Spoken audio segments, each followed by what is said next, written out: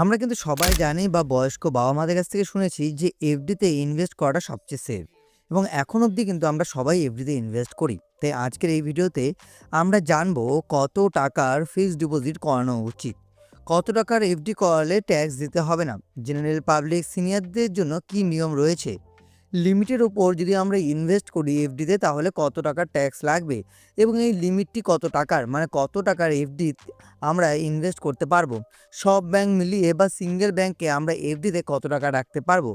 পুরো ভিডিওতে আজকে আমরা এগুলো জানবো কিভাবে এই ট্যাক্সের থেকে আমরা বাঁচতে পারবো প্রতিটি বিষয় নিয়ে। তাই অনুরোধ করব যাতে আপনারা ভিডিওটি সম্পূর্ণ দেখেন, যেখানে আমরা এফডি ট্যাক্স এবং এফডি নিয়ে পুরো ডিটেলসে আলোচনা করেছি। এফডির ব্যাপারে জানতে জানতে আমরা আরও কিছু জানবো, যেগুলো হলো ফর্ম 15G, এছাড়াও আমরা জানবো ফর্ম 15H, আবার রয়েছে ফর্ম 26AS। এগুলোর ব্যাপারেও আমরা ডিটেলসে জানবো, এগুলো কি কাজে লাগে সেগুলোও জানবো, কেন এফডিতে এগুলোর গুরুত্ব রয়েছে। দেখুন, বর্তমান সময়ে এগুলো একটাও কাজে লাগে না, শুধুমাত্র একটি ফর্ম দিয়ে আপনি এই সব কাজ করতে পারবেন, সেটা হলো ফর্ম 121, যেটা আমি আমার আগের ভিডিওতে বুঝিয়েছি কিভাবে আপনারা সেখানে ফিল আপ করবেন। সেই ভিডিওটি আপনারা দেখে নেবেন এবং তার সঙ্গে ফর্ম 121 দেখতে কীরকম সেটাও আপনাদেরকে একটু দেখিয়ে দিলাম। 15G 15H কেন লাগবে না, সেই বদলে আপনারা ফর্ম 121 কীভাবে জমা করবেন, কি হিসেবে জমা করবেন, তার জন্য আমি ডেসক্রিপশনে একটা ভিডিও লিঙ্ক দিয়ে রাখবো, সেটা আপনারা এই ভিডিও শেষে দেখে নেবেন। তাহলে আপনাদের বুঝতে সুবিধা হবে এই ফর্ম 15G 15H 26AS এগুলো একটা ফর্ম দিয়ে কিভাবে কাজে লাগতে পারে। তাহলে আসি এবার আসল কথায়, যেটা হলো FD limit for general public. দেখুন, কত টাকার ইনভেস্ট করলে টিডিএস লাগে না। সবার আগে জানতে হবে জেনারেল পাবলিক বলতে 60 বছরের কম বয়স হলে আমরা তাদেরকে জেনারেল পাবলিক বলে থাকি। ইন্টারেস্ট ইনকাম এফডি থেকে যদি 50,000-এর মধ্যে হয় তবে কোনো টিডিএস কাটা হয় না।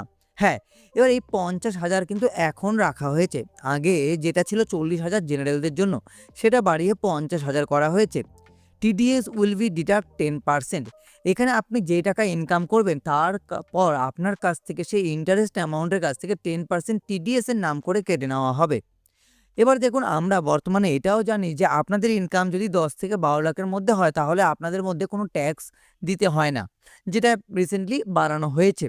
তো সেই হিসেবটাকে সাইডে রেখে যদি আমরা ভাবি যে এফডিতে আপনারা যদি জেনারেল হন তাহলে কত টাকা ইনভেস্ট করতে পারবেন যাতে এই 50,000 টাকা ইন্টারেস্ট না হয়।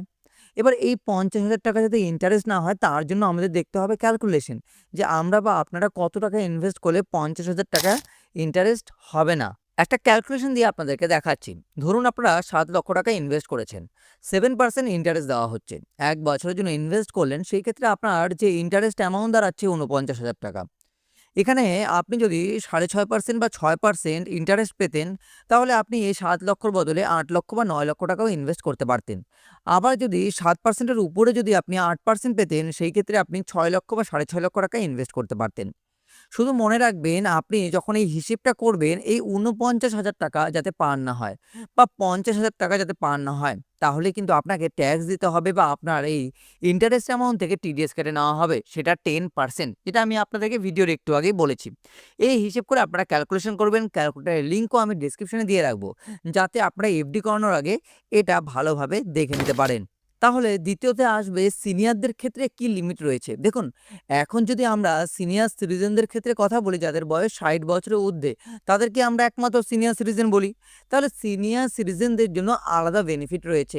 বর্তমানে যেটা 50,000 ছিল ইন্টারেস্ট অ্যামাউন্ট, সেটা এখন করে দেওয়া হয়েছে 1 লক্ষ টাকা। হ্যাঁ, 50,000টা বাড়িয়ে করে দেওয়া হয়েছে 1 লক্ষ টাকা। এবার এখানেও কিন্তু টিডিএস উইল বি ডিডাক্ট 10%। এবার এখানে যদি আপনি 1 লক্ষ টাকা পার করে দেন তাহলে কিন্তু আপনার কাছ থেকে কাটা হবে 10% আপনার ইন্টারেস্ট অ্যামাউন্টের থেকে। 10% কেটে আপনাকে কিন্তু রিটার্নটা দেওয়া হবে। এবার ইনকাম ইয়ারলি সেই একই রয়েছে, বর্তমানে 10 থেকে 12 লক্ষ টাকা যদি আপনারা ইনকাম করেন তার মধ্যে আপনাকে টিডিএস কাটা হয় না। কিন্তু এই সব ক্ষেত্রে কিন্তু অলরেডি মানে ট্যাক্স আপনাকে দিতে হয় না।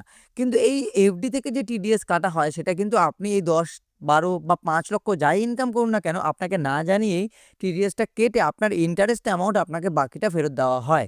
যদি আমরা সিনিয়রদের জন্য ক্যালকুলেশন করি তাহলে দেখা যায় যদি আপনারা 12 লক্ষ টাকা ইনভেস্ট করে থাকেন এবং আপনাকে 8%-এর মতো ইন্টারেস্ট দেওয়া হয়, তাহলে আপনারা 1 বছরে যে ইনকামটা করতে পারবেন 96,000 টাকার মতো।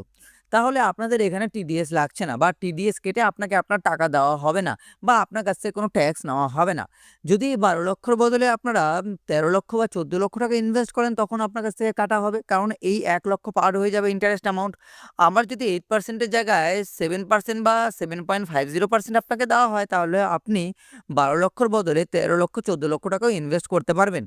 এই ক্যালকুলেশনের জন্য আপনাকে ক্যালকুলেটরে যেতে হবে এবং ক্যালকুলেশন করে দেখতে হবে যে আপনি কত টাকা ইনভেস্ট করতে চান, কত পার্সেন্ট ইন্টারেস্ট দিচ্ছে, কয় বছরের জন্য ইনভেস্ট করবেন এবং তার সঙ্গে কত ইন্টারেস্ট অ্যামাউন্ট আপনি পাচ্ছেন।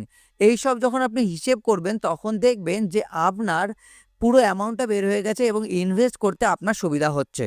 তাহলে আমাদেরকে জানতে হবে এই যে আপনি একটু আগে বলেছিলেন টিডিএস থেকে বাঁচবো কী করে? তার জন্য আগে ছিল ফর্ম 15G। এই ফর্ম ফিল আপ করলেই বা ব্যাংকে জমা করলেই আপনারা যদি জেনারেল হতেন তাহলে আপনাদের কাছ থেকে আর টিডিএস কাটা হতো না। মানে আপনার কাছ থেকে যদি ৫০,০০০ টাকার উপরেও ইনকাম হতো, মানে আপনি ইন্টারেস্ট পেয়েও যেতেন, সেই ক্ষেত্রেও কাটা হতো না যদি আপনি ট্যাক্স স্ল্যাবে না পড়তেন। আবার যদি আপনি ফর্ম 15 জমা করতেন সেই ক্ষেত্রে যদি আপনি সিনিয়র সিটিজেন হয়ে যেতেন তাহলে আপনার কাছ থেকে ট্যাক্স কাটা হতো না। তার কারণ ওই যে আবার আমি একটু আগে বলেছি যে আপনার কাছ থেকে টিডিএস কাটা হতো না এই কারণেই কারণ আপনি ট্যাক্স স্ল্যাবে পড়েন না। কিন্তু এখন যেটা হয়ে গেছে ফর্ম 1 to 1 এটা সেম কাজে ইউজ হবে। শুধু এতগুলো ভাগে, ভাগে কোনো ফর্ম নেই। একটা ফর্ম জমা করলেই সব ফর্মের কাজ হয়ে যাবে। তাই শুধুমাত্র ফর্ম 1 to 1 ফিল আপ করে জমা দিয়ে দিলে আপনাদের সব কাজ হবে। আপনারা এখানে একটা জিনিস মনে রাখবেন, যদি আপনাদের প্যান কার্ডের সঙ্গে ব্যাংকের লিঙ্ক থাকে তাহলে আপনারা কিন্তু ১০ লক্ষ টাকার এফডি করাতে পারেন। তাতে ইনকাম ট্যাক্সের কাছে কোনো নোটিশ যাবে না। এবার যদি আপনার প্যান কার্ডের সঙ্গে ব্যাংক অ্যাকাউন্টের লিঙ্ক না থাকে সেই ক্ষেত্রে কিন্তু আপনারা একটু বিপদে পড়তে পারেন। আপনারা তখন ২ লক্ষ টাকার বেশি কিন্তু ইনভেস্ট করতে পারবেন না এফডিতে।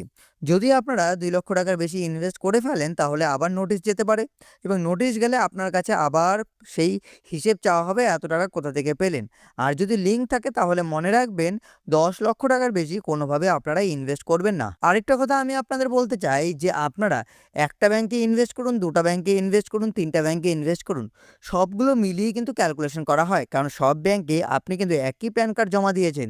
সবগুলো মিলিয়েই যাতে ১০ লক্ষ টাকা পার না হয় সেই দিকে কিন্তু নজর রাখবেন যখন আপনারা এফডি করাবেন। দেখুন একটা ক্যালকুলেশন দিয়ে আমি আপনাদেরকে বোঝাচ্ছি।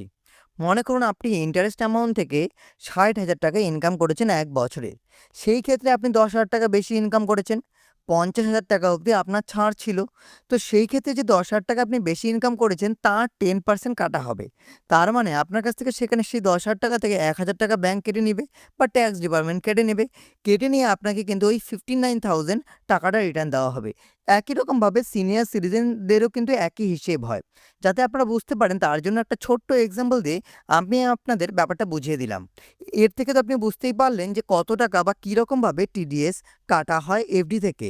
এবার ধরুন অনেকেই হয়তো জানেন যে অটো সুইপ এফডি বলে এখন কিন্তু নতুন ট্যাব চালু হয়েছে।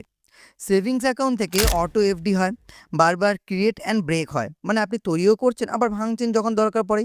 এইভাবে তো ব্যাংক আপনাদের বলে যে এটা এফডির ইন্টারেস্ট পাবেন, আপনার কাছে এক্সট্রা অ্যামাউন্টের এফডির মতো অটো সুইপে চলে যাবে। আবার যখন ইচ্ছা আপনার কাছে কোনো পেনাল্টি নেওয়া হবে না, আপনি কেটে আবার আপনার টাকা আপনি ইউজ করতে পারবেন।